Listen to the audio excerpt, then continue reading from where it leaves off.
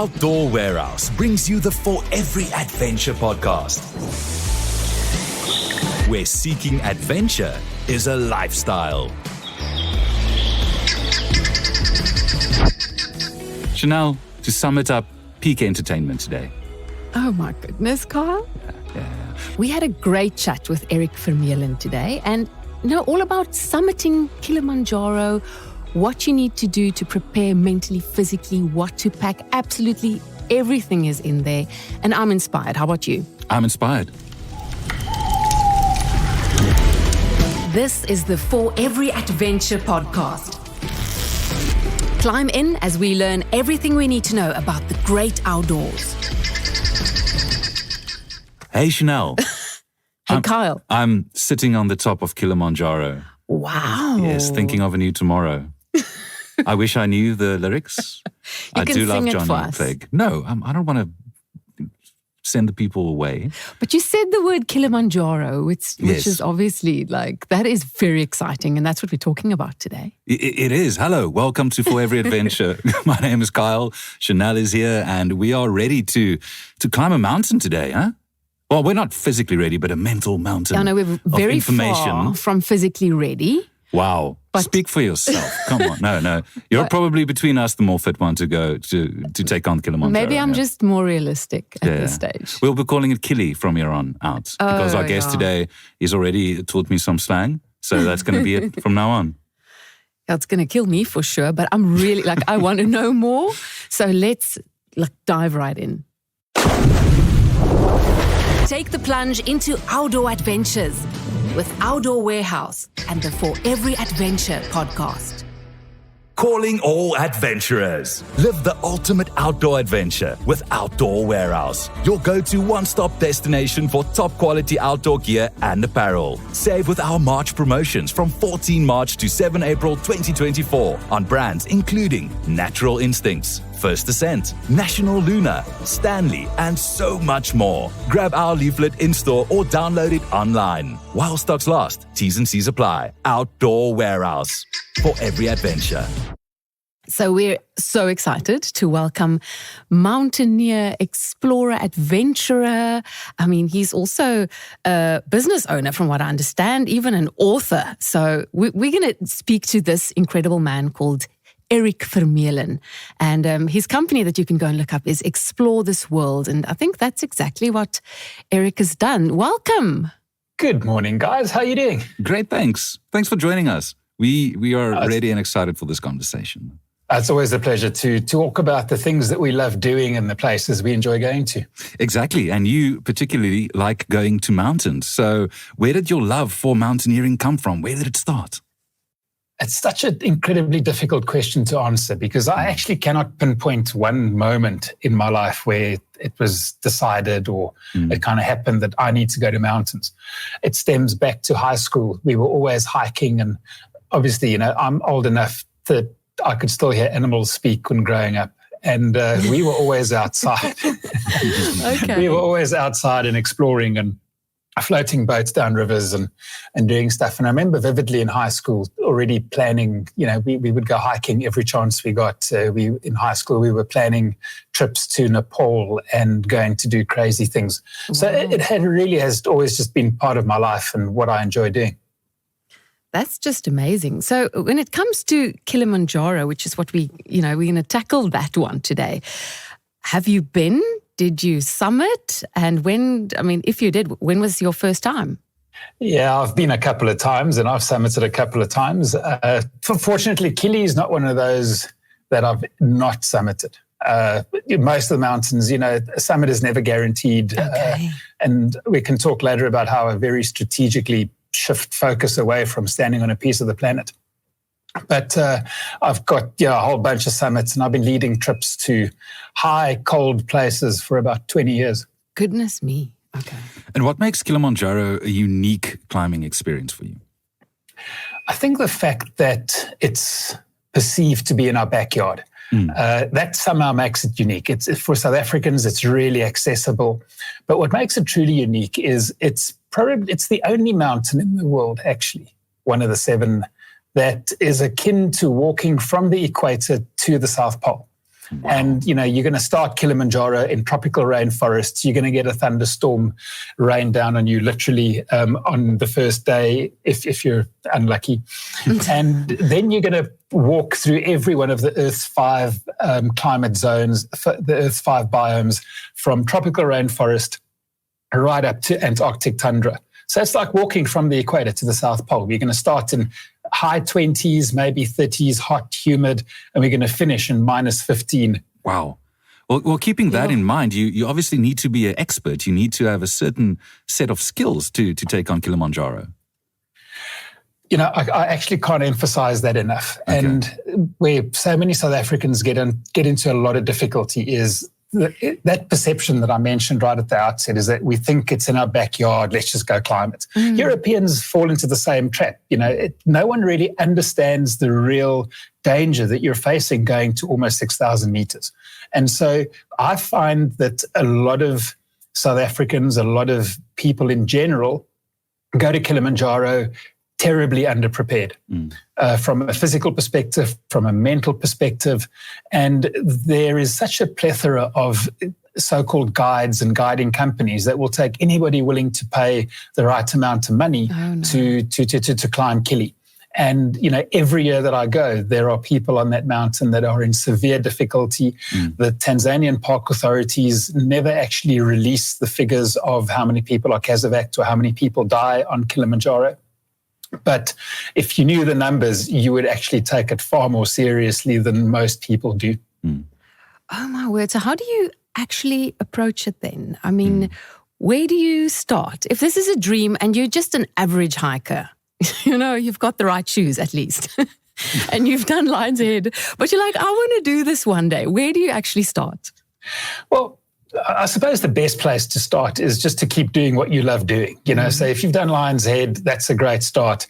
But you've got to understand that, if you walk from Camps Bay to the summit of Table Mountain, you've gained about 1,100 meters. Okay. You're going to be doing over 5 times that. Oh, no. To get to the summit of Kili. 5,800 meters is where you're going.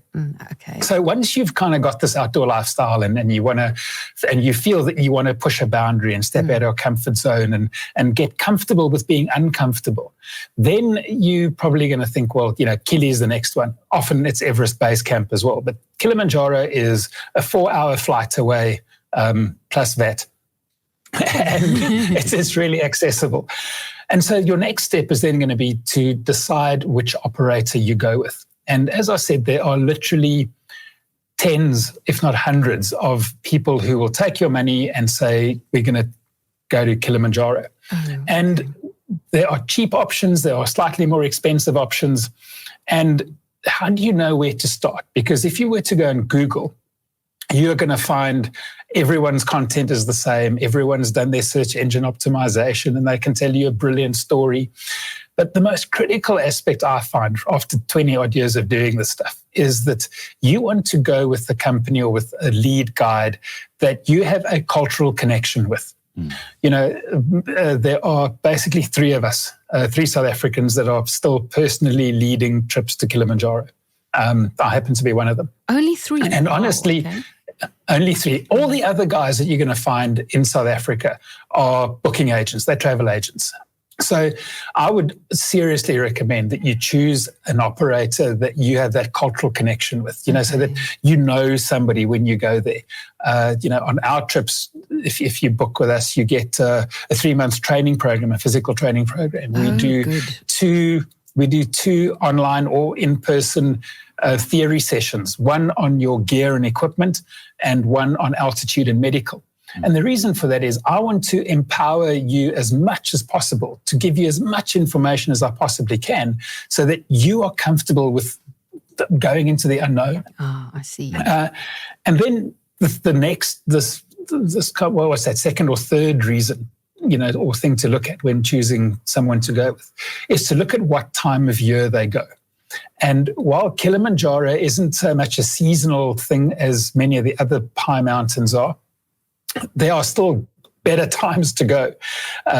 So we go February and August every year. And the reason we choose that is the way the macroclimate cycles work. Those are the 2 drier times of the year.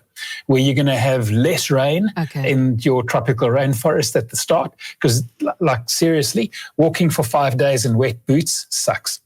No. And so there are some people that will tell you can go any time of the year. Yes, you can. But there are times that are going to be more comfortable than others. And then the fourth reason that I think you really need to take into account is which route your provider or operator is going to be guiding you on. There are 7 routes up to the summit of Kilimanjaro. Some are, by name easier than others. But to be quite honest, when you're going to 6,000 meters or 5,800, there's very little that's easier about going to that kind of altitude. It's the only way. Up is the only way. And you're still going to the same altitude. So then, that sort of final thing is to then look at the operators and say, well, which routes are they taking and which route would you like to take? So I prefer, and it's the only one I guide on, is the Marangu route. It's sometimes also called the Coca-Cola route because apparently it's easier. But you know what? As I said, going to 6,000 meters, nothing is easy about that. And if you're dumping a ton of money, surely you want to give yourself the best chance to have the most incredible experience. Yeah. And so the Marangu route is hutted, where all the others are tented. And let's be honest, guys, just because you can sleep in a tent doesn't mean you should. I choose the Marangu route, the hutted route. So we're sleeping in communal huts. We have a dining area. We're getting 3-course meals at every turn. And that's not just about comfort. There's also a big element around safety, which, why I choose that particular route. So in a nutshell, those are kind of the top 5 reasons to look at when choosing an operator and when you decide to go to Kili. So there's a lot of preparation that goes into it, and obviously you need to be physically fit. But what mental challenges can one expect? The biggest mental challenge is, I mentioned it earlier, this concept of being comfortable with being uncomfortable. So you're now starting an expedition or a journey that is going to have you cold, wet, uncomfortable for 6 or 7 days. And that's the biggest mental preparation. The other thing you've got to understand as well is that you are going to be acclimatizing, which means your body goes through a physiological process. And there's a huge mental impact on that as well, particularly when you're going to be waking up with a headache, you might feel nauseous, you're going to lose your appetite. And the key thing really, I've taken a variety of people from Ironman fit type athletes to orthopedic surgeons to the summit of Kilimanjaro. And the real breakthrough is the stuff that's between your ears, your mindset, your attitude, not necessarily being super fit. I've had super fit guys that really suffer from altitude sickness that we send down, guys that don't summit. We had a guy one year, we always do these little WhatsApp groups. And this guy joined the trip quite late onto the WhatsApp group. And we were really, for the rest of the group, we're busy with our training program. And I was posting hikes and things where they should be doing with regards to that 3-month training program. And every time I posted a hike or something, he would post his CrossFit workout of the day and how many hundreds of burpees and sit-ups. And I kind of just knew from the start this had potential. It's a bit different to the burpees. And look, and to be honest, he really suffered. In fact, he got to, there's sort of 3 summits on Kili, Gilman's Point, Stellar Point, and the top of the big heap, Uhuru Peak. And this guy got to Stellar Point and we turned him around and he turned himself around. He just wasn't a happy camper. The reason for that story is you can be super, super physically fit, but if your mindset isn't right and you're not understanding the process of acclimatization and energy conservation and that sort of thing, Kili is going to really hurt you. I'd like to sort of ask you more about that, because that's the one thing that immediately, that would be a hurdle for me mentally. So it must be for other people as well. And that is the cold. I know that's going to be the biggest issue, and especially for us South Africans that, I'm a Cape Townian, okay? We don't do minus anything. So I know that you can say you're going to get headache, this is what's going to happen to you, but if you don't physically experience it, how can you prepare? I mean, that would bug me. Would you have any advice there? Yeah, absolutely. And my first piece of advice on that is there's no such thing as bad weather, just bad clothing. Ah, okay. So in preparing for Kilimanjaro, head down to Outdoor Warehouse and have a look at the amazing range of clothing and the first ascent kind of gear that they've got there. Okay. But, it's how to prepare for that is the funny thing about mentally preparing for something that you don't know is if I were to say to you guys, when we get to summit with wind chill, it's likely to be -10 to -15. You can't comprehend that. You don't know how cold that is. Yeah. And so when you get home after this, open your freezer, get into your freezer and sit there for 20 minutes because most people's freezers are at around -10, -18. Okay. That's what you're going into. Yeah. And so you can't really physically prepare for that. You can, I suppose you can get used to it because temperature is relative. Once you've been to -45, then -10 isn't too bad. If you've only been to 18, then 0 is a real push.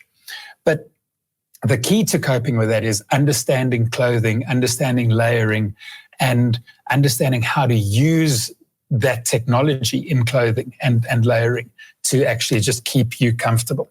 Let's dive into the essential items that you're going to need for this expedition. Is it best to rent or is it best to buy? And what do you need? Look, whether you rent or buy really depends on what your long-term mountaineering goals are.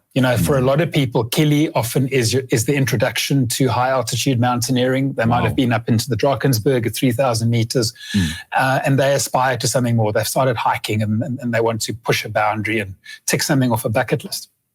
Now, if you only want to do Kili to see what it's like and you don't know if you want to do another mountain, then by all means rent and hire gear.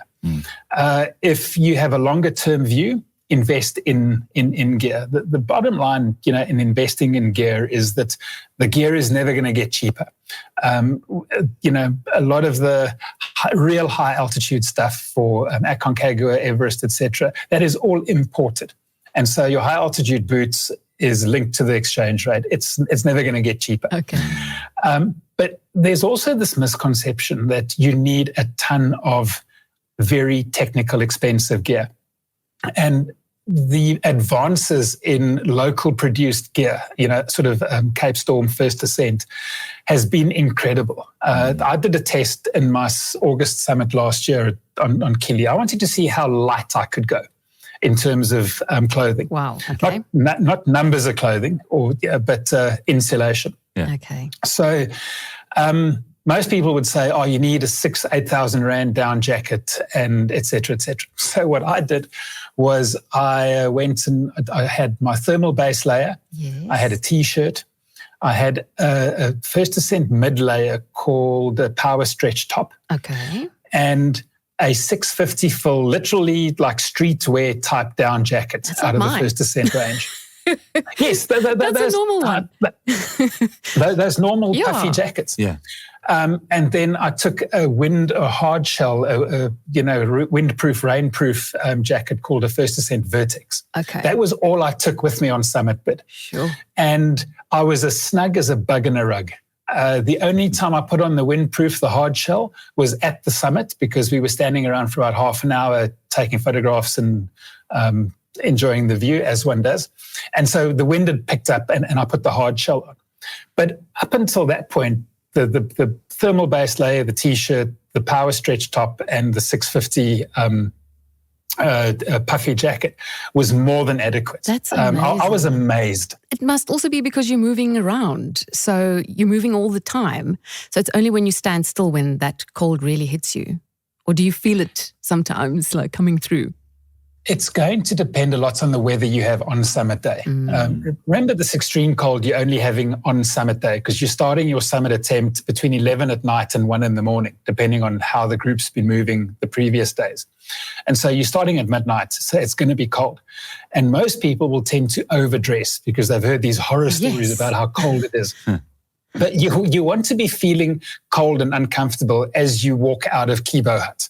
And then as you move and your body starts generating its own thermal energy or heat, then you are going to warm up.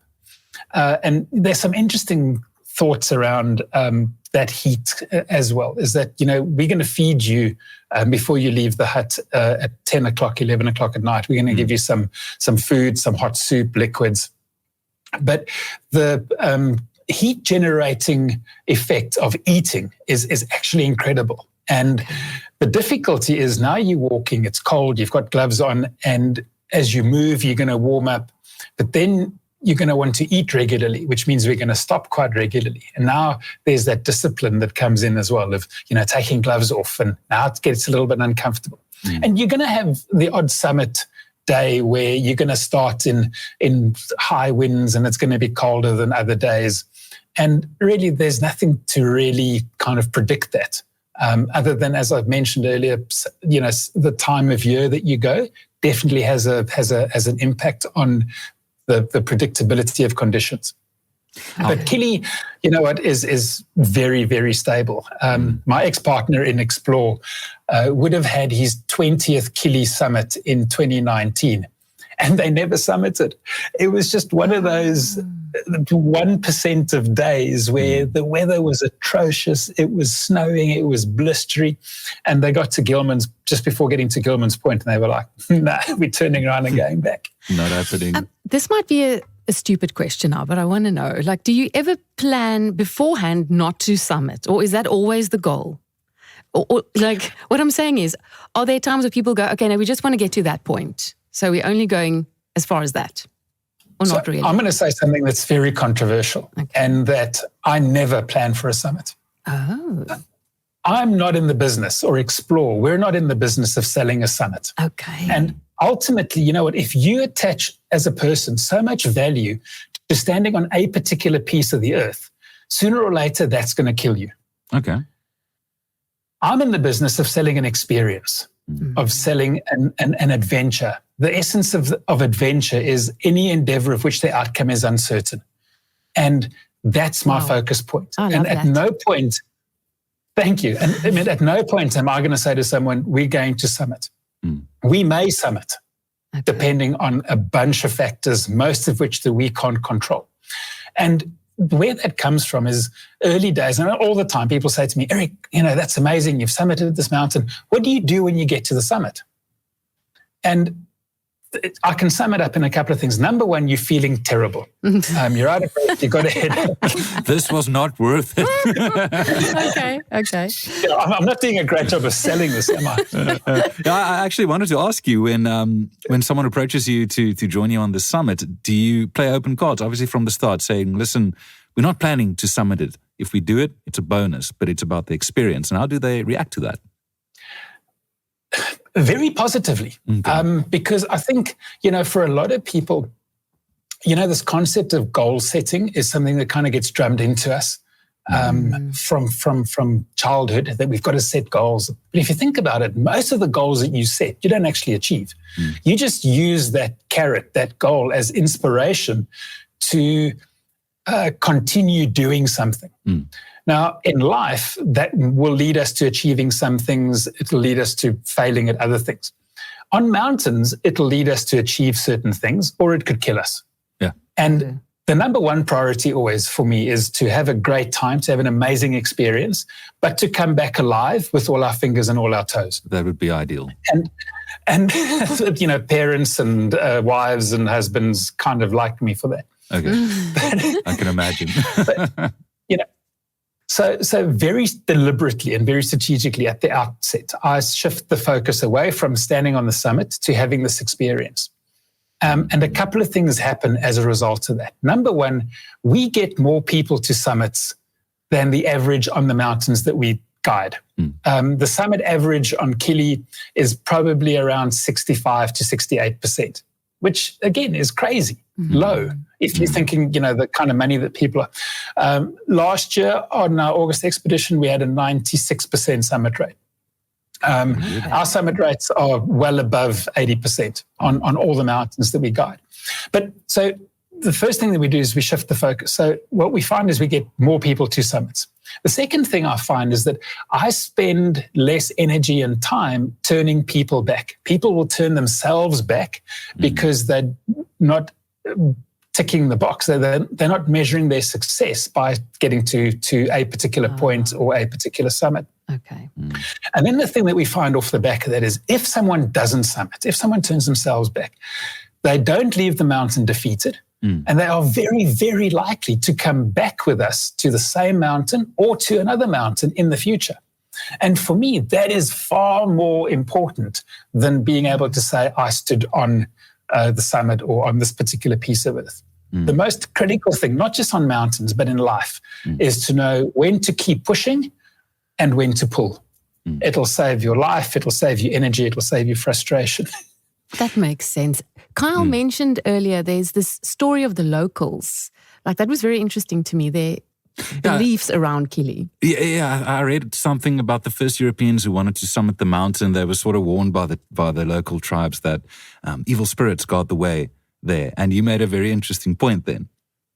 Well, I mean, anything that we can't explain, we assign to evil spirits, right? And so if you think about, 200 years ago, no one understood, particularly the locals that would have lived around the base of Kilimanjaro. Yes. No one understood the concept of moving to altitude and acclimatization. And so they found, obviously, as they were herding their goats and cattle and moving up the mountain, they got sick. And you can't explain it, so it's the evil spirits of the mountain. That thing, yeah. but it leads us into a really, really critical part of this conversation in terms of climbing any mountain, and that is this whole concept of moving to altitude and why it takes so long and why you can't just run up there in a day. Erik, please tell us more about these altitude challenges. What can you expect in your body? And maybe you can explain a bit of that to us. You guys live at the coast. I live up in Joburg. So just between where you are and where I am, there's an altitude difference of 1,400, 1,500 meters. Now, your body, or you staying alive, relies on oxygen. Oxygen feeds your brain. It allows your muscles to do work. Now, as you ascend to altitude away from sea level, the partial pressure of oxygen in the atmosphere decreases. Not the amount of oxygen, but the pressure of the oxygen. And the way oxygen moves from the atmosphere, obviously you breathe it into your lungs, and then it moves across the membrane into your bloodstream, where it's carried by red blood cells. And this allows your brain to function and your muscles to work. Yeah. Now, it relies on a pressure gradient across your pulmonary membrane, which means the oxygen is going to move from a high pressure to a lower pressure. Obviously now, as you ascend to altitude, that pressure gradient becomes shallower. And so you don't have the same amount of oxygen moving into your blood. The way your body responds to that is by secreting a hormone called erythropoietin, or EPO. Okay. All right. And if you know anything about endurance sport and Lance Armstrong and the cyclists, you'll know that they would inject synthetic EPO to improve their performance. Yes. Now, what EPO does is as your body becomes hypoxic and your blood oxygen level drops, and we're all experts on blood oxygen after COVID, right? Yes. But as your sats drop, your body secretes EPO. That stimulates the production of red blood cells, which allows more oxygen to be carried in your blood to your brain and to your muscles. However, that doesn't happen instantaneously. Every single human on the planet has the ability to acclimatize, but the rate at which we acclimatize all differs. And so you now want to ascend as a group in such a way that gives the majority of people in the group the best opportunity for acclimatizing. Okay. And so you want to ascend slowly. You want to climb high to a higher altitude, come down and sleep, and then climb higher again. I see. So in the old days, it was just, we're going to ascend slowly, we'll sleep, we'll spend a day there maybe, then we're going to go a little bit higher, sleep. But the problem with sleeping at altitude when you're not acclimatized is when you fall asleep, your respiration rate drops, so the rate at which you breathe. And so you become even more hypoxic. So the technique now is around climbing high. So you're going to ascend slowly, no more than 600 to 1,000 meters per day. Spend the night, you're going to climb high, come back down and spend another night. Wow. And that's why my Kilimanjaro trip, we spent 3 nights at Camp 2 at Harambu Hut. Okay. So we summit on day 6, not on day 4, like many of the others. And this is all about giving your body the opportunity to acclimatize. And of course, you can help your body in acclimatizing by drinking lots of water. Fluids is on my trips, I insist people drink, so are you sitting down? 4 liters of water a day, which is a lot. I mean, you literally want to be sipping all day. You know what I'm thinking is you having to get undressed all the time to go and relieve yourself. Well, how does that work? Yes. Like 4 liters. I mean, on Kili, Marangu route, the huts, there are flush toilets. There's long drops at Kibo Hut, but actually they are building flush toilets there as well. Okay. But so you are doing a lot of trips. My little, sort of secret hack to that is you're going to have 2 water bottles with you, and then you're also going to have a pee bottle that should be very clearly distinguishable from your water bottle. I love how we're both going, yes, the pee bottle. Because, because you don't necessarily want to be walking out of the hut in your jammies at 3 in the morning at -5 to go and have a wee. Okay. So you just use the bottle. I see, okay. So that's the process of acclimatization. This is why it takes us 6 days to get to the summit and a day and a half to get down.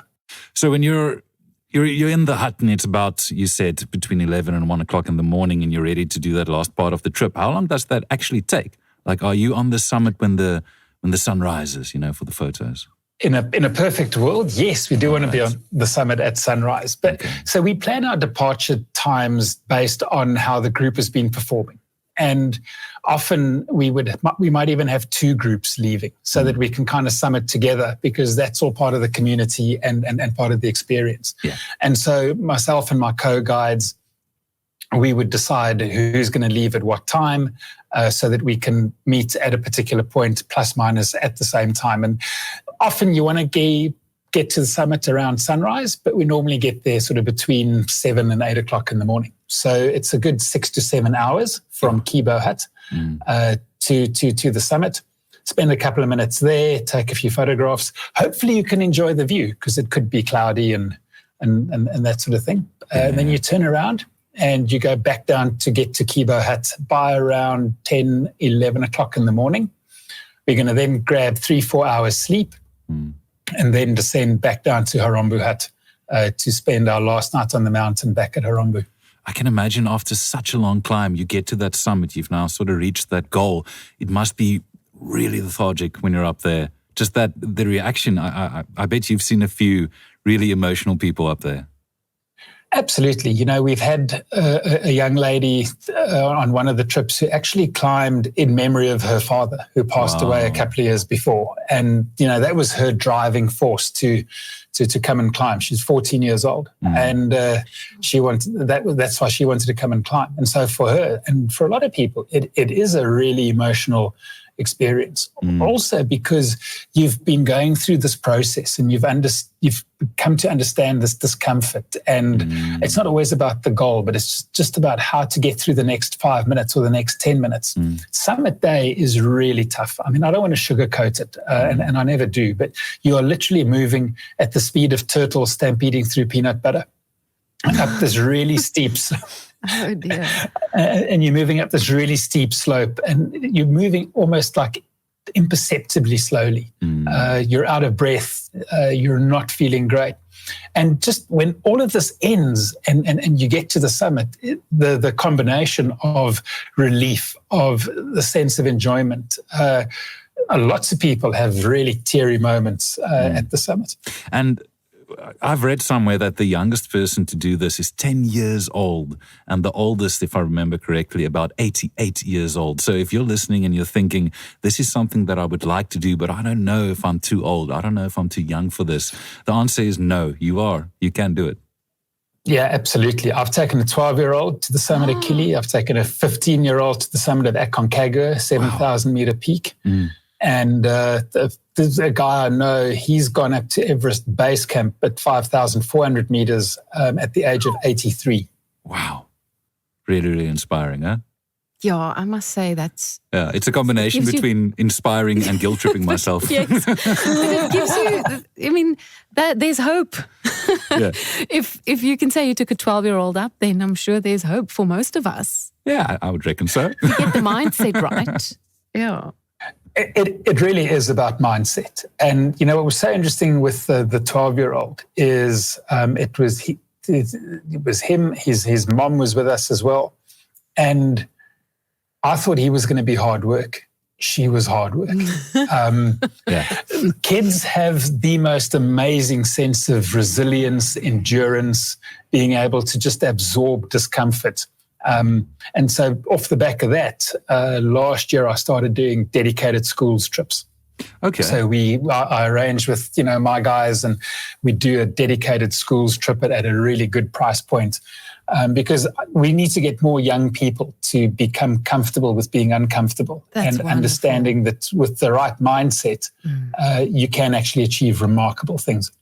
So what's the age limit? That I would take.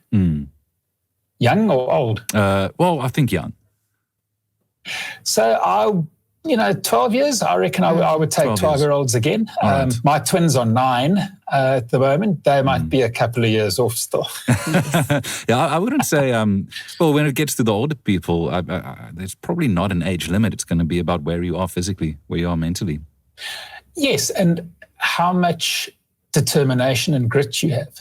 Exactly. I did mention earlier, it's not about summiting at speed. It's around being process-oriented and just taking it slowly. And the Swahili word that you're going to hear throughout your Kilimanjaro trip is pole pole, which means slowly, slowly. Okay. Okay. And you really just want to get into this rhythm and just slowly, slowly move up the mountain. People often say, what's the distance? What distance are we walking today? Distance is not important. It's the hours that we're going to be spending covering that distance. That's the important bit. Okay, so let's talk about getting physically checked out beforehand. Is that important, Erik? Yeah, absolutely. Most of us, if we're on a good medical aid, are getting our annual checkups anyway. But from my side, from an expedition leader's perspective, I'm always going to insist on just a final medical sign-off from your GP to say that he knows you're going to altitude, he understands the physical risks that you're going to be exposed to. So I would absolutely require that. Okay. Part of that also is the question we get a lot is, what about my medical aid? Will my medical insurance cover me? And while I'm not an expert on medical aids, all my medical aid expects from me, who actually does these things several times a year, is just to let them know that I'm going. You will need to inform your medical aid that you're going to Kilimanjaro. You would also need to make sure that you have travel insurance. So if you get your flight tickets and stuff on your credit card, that's normally included. Okay. It's useful to top that up. But you are going to also want to make sure that you have some evacuation insurance. Obviously, there is that risk.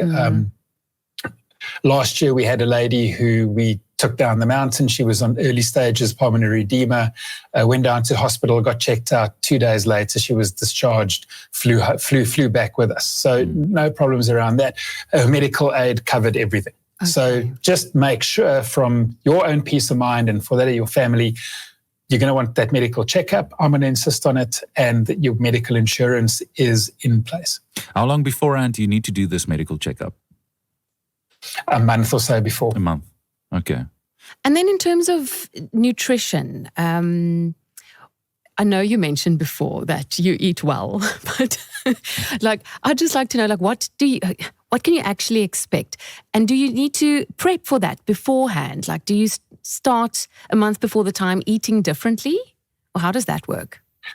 I don't know. Eat what you love eating. Just live your normal life before the expedition, obviously you're just going to be training a little bit more and making sure that you're in physical shape. On the mountain, often people say to me, and this feeds into what we eat and that sort of thing, but we take a support crew that will look after you, almost wait on you hand and foot. Per indication, our August trip last year, we had 16 clients, plus myself, 17. Our support crew of co-guides, cooks, porters, etc.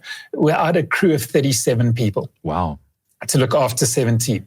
Goodness me. That includes a chef, cooks, etc. So what do you eat on the mountain? Even up to Kibo Hut, we are having fresh food, stews, soups, chicken, lots of it. I often just call it KFC, Kilimanjaro fried crow. Yes. I'm in. Okay, cool. So we make sure that we feed you 3 times a day, fresh food, hot food, because when it gets cold, that just comfort food really, really helps. So Kili, I reckon, is probably like calorie neutral at the end of the day. There are some mountains where in 2-3 weeks on the mountain, I lose 12, 14 kilograms. Kili is not one of them. Okay, good. You're going to come back pretty much at the same weight that you left. The only thing you would need to take with you is like your personal snacks. We'll give you breakfast, lunch, and dinner, but we always say to people, take some of the stuff that sweets, treats from home, obviously that you're allowed to fly, to snack on during the day. And that's also going to be all that you're carrying with you every day. A light day pack with your personal snacks, your 2 water bottles, an electrolyte mix for 1 water bottle is always great to keep you hydrated, and just some extra calories and so on. Okay. But the kind of snacks that you want to take, stuff that you enjoy, but avoid the over-processed sports food, if I can call it that, like energy bars and things. And the reason you want to avoid those is because they're going to freeze solid on summit day. That makes sense. If you think of your gooey bar or chocolate, and you stick it in the freezer for a morning and then try and eat it, your fillings will stay behind. So take stuff that isn't going to freeze solid, because it's going to happen. And on summit day, you're going to tuck that into your jacket close to your skin anyway to warm it up and keep it warm and chewy. What does your snack pack look like? So I like a lot of natural stuff. So I'm going to make sure there's some biltong and dry horse. Oh, yes. And then jelly beans, fruit tubes, things that are small and chewy and easily accessible. In my bottle, I also prefer, oddly enough, just a very low-cost powdery drink. For some reason, I just enjoy that. There's no need to go and get the really expensive electrolyte balance stuff that Olympic athletes are using. When you're drinking 4 liters of water a day, as I mentioned, I'm going to insist, 1 bottle with something sweet really helps. And then I also make sure that on our trips, I take a lot of rooibos tea. Okay. That's phenomenal at night with honey. I also believe that good coffee is essential. Life is too short for instant coffee. So we're going to wake you up every morning with a pot of freshly brewed real coffee. It's just getting better and better. I know, right? I'm also not averse to taking a good bottle or 2 of red wine there to have with them. Okay, there we go. There we go. So what type of fit do you need to be? Like, can you recommend a few exercises I can do? The short answer to that is you don't need to be super fit. You need to be functionally fit. You should be able to walk 5 to 6 hours. And the best way to get that is to just stay on your feet. Go for your walks up Table Mountain, go walk through the park, walk the dog, light little day pack on. And then as we get closer to it, I'm going to add in that training program some strength and conditioning work. Squats and watts can sum it up nicely. Just lots of things just to use your upper legs. And incidentally, stair sessions. There are a couple of very nice staircases around Cape Town. Yes. In Johannesburg, we love the Westcliff stairs. And why I love Westcliff stairs, and as opposed to the staircase in your office building, is that the stairs are all slightly differently spaced. They're uneven. And what you want to do is you really want to just condition the muscles and tendons in your lower leg, because on Kili for 6 days, every step you take is going to put some pressure and stress on your ankles and your lower legs, your calves, etc. So that's what you want to strengthen. There's no need to go and run a marathon before going. It's, 60, 70% mental, 30, 40% physical. I just want to know what hurts the most when you're done. Like, what body part do people most complain about? Is it lower legs? Or the whole body. No, I'm joking. Everything. No, it's predominantly legs and quads. Okay. What tends to happen is we are going to do what to a mountain? Climb it. So that's what we focus on, climbing and moving uphill. What we tend to forget is that once we summit, we've got to drop down 5,000 meters. The downhill. That you do in a day and a half. So we tend to neglect our, sort of eccentric movements in our quads. And that's what people normally battle with for a day or three after Kili, is just the upper legs, the quads. You can always, the funny thing is everyone's flying out of Kilimanjaro International Airport. Everyone who's flying out has just been on the mountain, and everyone's got the Kili shuffle there. The Kili shuffle, I like that. Oh my goodness. Yeah, I've made that mistake. I've gone for a hike and then, you say, let's push a bit more, let's push a bit more. And then you're at one stage, okay, let's turn around. And then you realize I should have turned around a long time ago because now I need to get back down. And it's not easy always. Yeah. I'm just interested in your stories. I wish we had hours because you must have such memorable experiences. Is there something that stands out for you that you can tell us about? Jeez, talk about putting me on the spot. Yeah, I'm sorry. Oh, gosh. For me, what stands out and why I do the stuff that I do is I'm looking for ways to just make something that appears to be very difficult, very inaccessible, accessible. I want to share this lifestyle with people. I want to get people to explore their own potential. Wow. And so when I can take a 12-year-old to summit Kili and have a really good time, or I can take a group of high school students who probably don't know each other and then have to draw on each other's insights and perseverance and camaraderie to get through it. I mentioned the one girl earlier who went to Kili with us because her dad had passed, and she had this emotional connection with it. And we get to Mandara Hut on the first night. And she says to me, I hate you. I hate this. This is the ridiculous. I want to turn around and go back. I said to her, but you know what? So I'm sitting there talking to her and I said to her, but you chose to come. She says, no, I didn't. You made me come. You and my mother forced me. And I was like, gosh, this is going to be a very long week. But you know what? Yeah. But something amazing happens when we experience this vulnerability and we open ourselves to the sense of adventure. And that is, over the next 2 days, she just turned 180 degrees. She was at the front of the group every day. She had the most amazing attitude. She was one of the first to summit.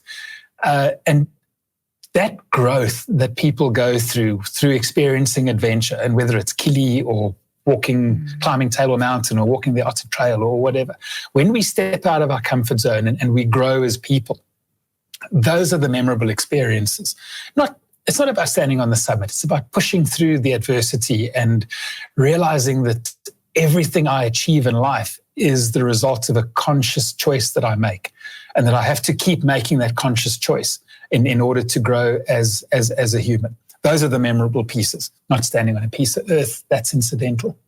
That is just amazing. It is. It's not just climbing a mountain. No, it never is just climbing a mountain. It's human spirit. It's like that sense of wanting to achieve and overcome. And you mentioned camaraderie a bit earlier, and that must be such a big factor when you're going through a hard time and you see someone next to you saying, I'm having a hard time too, but we're going to get through this together. It's really powerful. Totally it is. And you get to realize that as much as you're suffering, there's someone else that's in the same boat with you, that they're suffering as well. And it's such an amazing metaphor for life. So if we talk about camaraderie and that sort of thing, that's also a big reason why we only guide and climb the Moronga route, because we're in the huts. And when we have this communal time, I take a deck of cards and poker chips with, and we have the Kili Poker Championships at night. And we can be social and talk and hear each other's stories. When I take school groups with, we actually, because Kili is so cosmopolitan, literally you sit in those huts at dinner and there are people from all over the world, 50,000 people from across the world come and try and climb Kili every year. Wow. And we actually give guys this little task and say, well, you need to go and speak to someone from another country, find out about their life, about what it's like living where they live. And the big reason about this community is it also gives me a better opportunity to assess everybody's health and rate at which they're acclimatizing. Because again, everything just comes down to safety.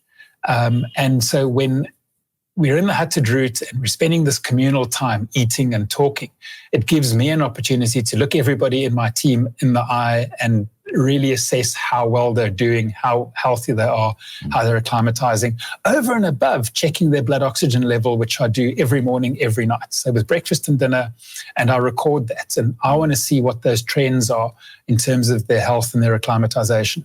I'm thinking of the responsibility that you have. I mean, you're the doctor, you're like the parent, you're the psychologist. It's actually quite incredible. But I suppose... Please don't remind me, because it's quite scary. But it's wonderful. And I mean, I'm thinking about this 14-year-old. It wasn't just her that decided she's going to be fine now for the next week. You had to give that pep talk as well. So, I mean, yeah, that's wonderful. And I think that's why it's so important to choose the right person to take this journey with. Are there what other summits would you like to still achieve? Oh, gosh, there are so many mountains on the planet. And again, so for me, it's around where am I going to get experiences that I haven't had before? And the question I get a lot is, so Erik, is Everest a big thing in your life? And to be honest, it isn't. If I get to summit Everest, I do. If I don't, it's not going to be a major sense of underachievement or anything like that. So, April, we're planning a trip to Nepal, Everest Base Camp, which we do quite often. And I'm adding a 6,000 meter peak onto that trip called Island Peak. Sure. Okay. So now it's around just finding little new ones, because as much as, whenever I take someone to Kili or the mountains that I've got several ascents of, it's completely all about them, because I know what's coming, I know what to expect. So the difficulty for me is, how do I find something that I want to try, something that's new for me? I need 3 of the 7 to finish the 7. But as I say, if it happens organically, it happens. In 2018, I launched a world record attempt, and the idea was myself and a lady, Sarah Kamalu, to see if we could break the world record to climb all 7 summits and walk to North and South Pole. The record for that is 138 days. The small little obstacle with that is just finding $1.5 million in sponsorship and funding. That's the thing, huh? Goodness me. Okay. But I'm not sure Sarah and I still want to do it. Okay. But no, I'm joking. The thing with this stuff is, the more you think about it, the more you'll find reasons not to do it. So, and it's like that with any goal. So if you've been listening to this and you think, well, Kili actually sounds like it's on my bucket list, just take the step, do it, pay your deposit, and start the process. Because the toughest step to take in any endeavor is the first one. That's literally it.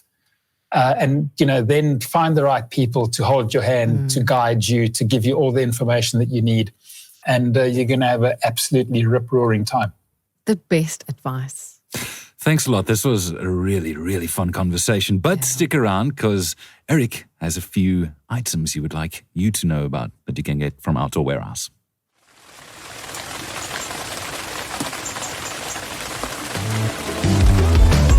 For every adventure, where we explore all the best in outdoor adventures.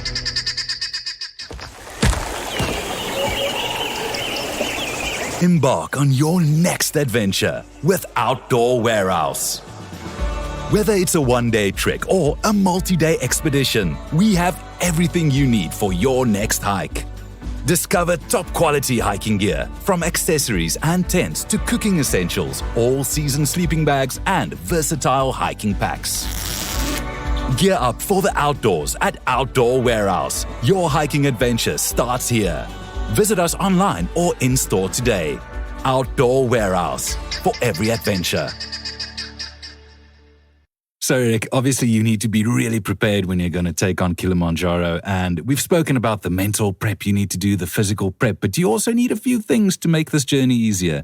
And this is where you come in, the expert. What do you recommend? Oh, I love having this conversation because, there's so much conflicting information out in the market about what you need. Let's set that straight. My advice is to start with the summit in mind. So the first stuff you're going to get or make sure you have is the stuff that you're going to need on summit day. And if we start with our feet, shoes or boots. If you have climbing boots, or hiking boots, go with those. If you haven't got them, tackies are 100% fine. What? You then go... Sorry. That's interesting. Okay.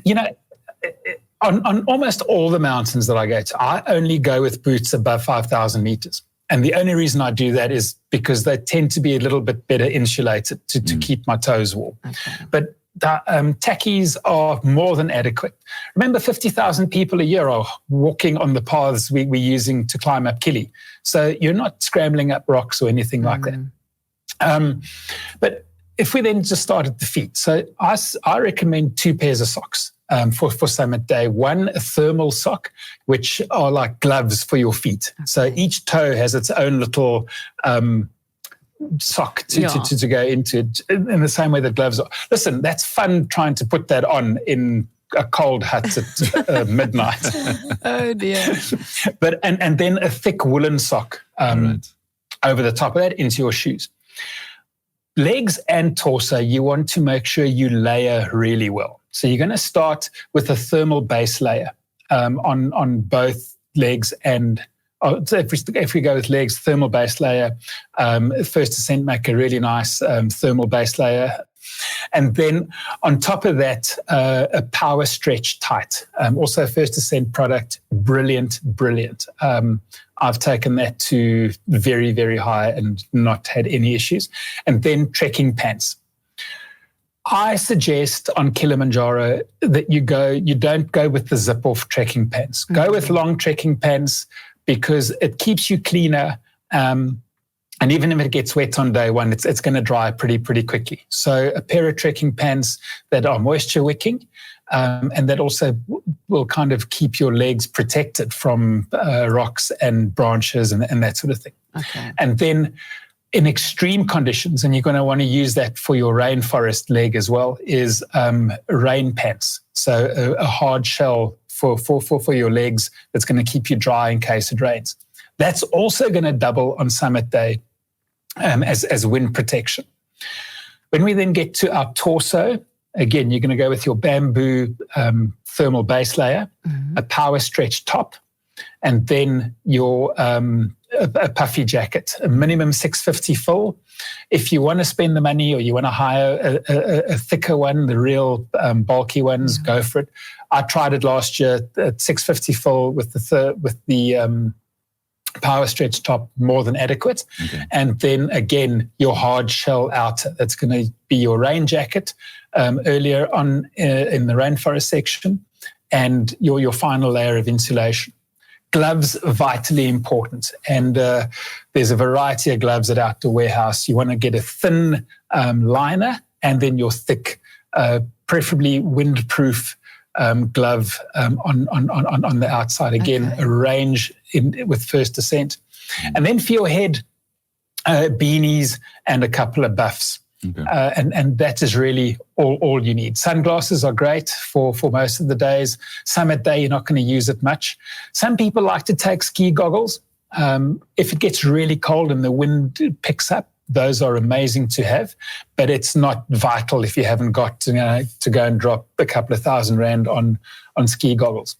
So, all in all, you could probably get away with, if you want to buy everything, and I'm really just sucking this off the top of my head, plus or minus $10,000 over and above. But most of the really technical gear, a good operator will have a gear pool that you can rent it from.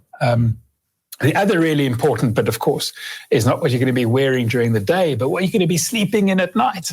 Because there is nothing worse than having freezing cold nights.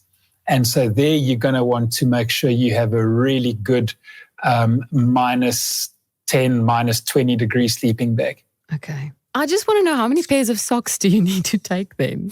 Because you can't really recycle them. How does that work? Of course you can recycle them. Do you? Turn them inside out, you're good to go. Look, so the real sort of parameter of how much of everything you take is that you're allowed a 15 kilogram weight limit for your porter. Because remember, every day you're only carrying a day pack with your a piece of warm jacket or warm clothing and your rain jacket and your snacks. That's what you're carrying. All your other gear goes into a duffel bag that your porter will carry up for you. Okay. And you have a dedicated porter, actually, that will carry only your bag every day. And so you actually, if you do it right, you build a really good relationship with your porter, because that's really worth a lot. So in terms of the number of items that you take, look, I've been doing this for a heck of a long time. I'm comfortable with being uncomfortable. So I will take 3 pairs of socks for 6 days. Okay. And probably about the same in terms of underwear and that sort of thing. But less is more. Yes. Okay. Got it. Well, We're learning. Outdoorwarehouse.co.za. You can do a lot of prep on there on the website. Look for the products that you're looking for, or just go to your nearest branch. Experts in store ready to help you out. Thanks a lot, Erik. Really enjoyed this conversation, and good luck with the next summit. Thank you very much, guys. And what an absolute pleasure to share this information with the Outdoor Warehouse tribe. And here's a thought. Why don't we just put together a dedicated outdoor warehouse trip in the next 12 months? That sounds fantastic to me. Love that. You know idea. what? We should do that. Let's go. But thanks a lot. We enjoyed the conversation, and I feel inspired, definitely, to... Maybe I'm not taking on the actual Kilimanjaro, but, and you listening as well, take on a Kilimanjaro, whatever that means to you. Take it on. What a climb. What a nice chat with Erik. Yeah, it was incredible. I think so many people are going to be inspired. And as I said before, there's this hope that we may actually be able to do this. Definitely. Hey, follow us on Spotify and on Apple, and don't miss the next episode for every adventure, brought to you by Outdoor Warehouse. Stay in the loop on the best outdoor adventures on the For Every Adventure podcast with Outdoor Warehouse.